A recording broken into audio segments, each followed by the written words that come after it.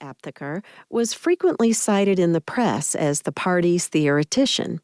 My mother, Fay P. Aptheker, had been in the party since 1929, well before my father. However, the party provided no sanctuary for a closeted lesbian. On the contrary, it had long condemned us as degenerates. Everyone understood that degenerate was code for homosexual. In 1938, for example, Article 10, Section 5 of its Constitution declared, "Party members found to be strikebreakers, degenerates, habitual drunkards, betrayers of party confidence, provocateurs, advocates of terrorism and violence as a method of party procedure, or members whose actions are detrimental to the party and the working class, shall be summarily dismissed from positions of responsibility, expelled from the party, and exposed before the general public." So, the party constitution put us queers in with strikebreakers, drunkards, betrayers, and terrorists. Of course, I was buried in the closet, as were a lot of others.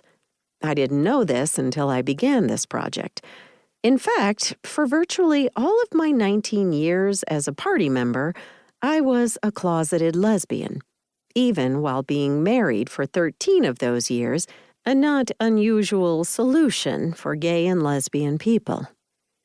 In the 1950s, at the height of the McCarthy anti-communist and homophobic attacks, the Communist Party hierarchy ordered members of the party in different states to conduct interviews with party members concerning their sexuality.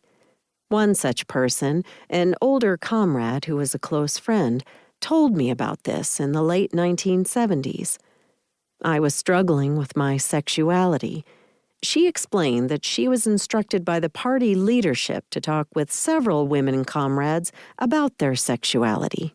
If these comrades were lesbian or had had a lesbian liaison, she was told to ask them to leave the party. My friend explained this was because the party feared that if the FBI threatened them with exposure, they would become informants.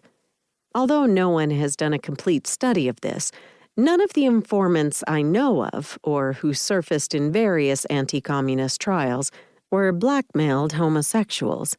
My friend said that other comrades were asked to make similar inquiries inside the party, and women and men were thus forced to leave the party voluntarily or were expelled.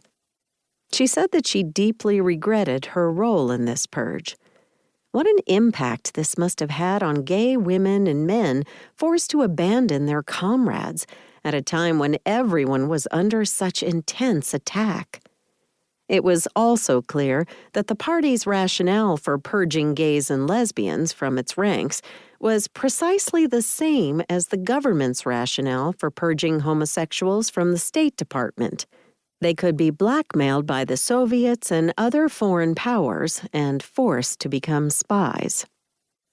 The Communist Party banned gays and lesbians from membership for 60 years. I came out as a lesbian 10 years after Stonewall. It was November 7th, 1979. I had fallen in love with the woman, and I was soaring with happiness. I was also sometimes stricken with absolute terror. My sweetheart had no such terrors. Kate was thrilled to claim a lesbian identity and called up all manner of friends from her adolescence and young adulthood to proclaim it. They may have been more than a little startled, but most of them were supportive, swept up by her affirming enthusiasm. Born and raised in North Dakota in a working-class family whose parents were Republicans and devout members of a Lutheran church, she had somehow escaped all of the intense and damning homophobia that I had absorbed in and around the communist left. This might say something about what the word radical means. It is also striking that Kate did not internalize homophobia, while I was saturated with it. The process of unlearning the deep layering of it in my consciousness remains ongoing, even after all of these years.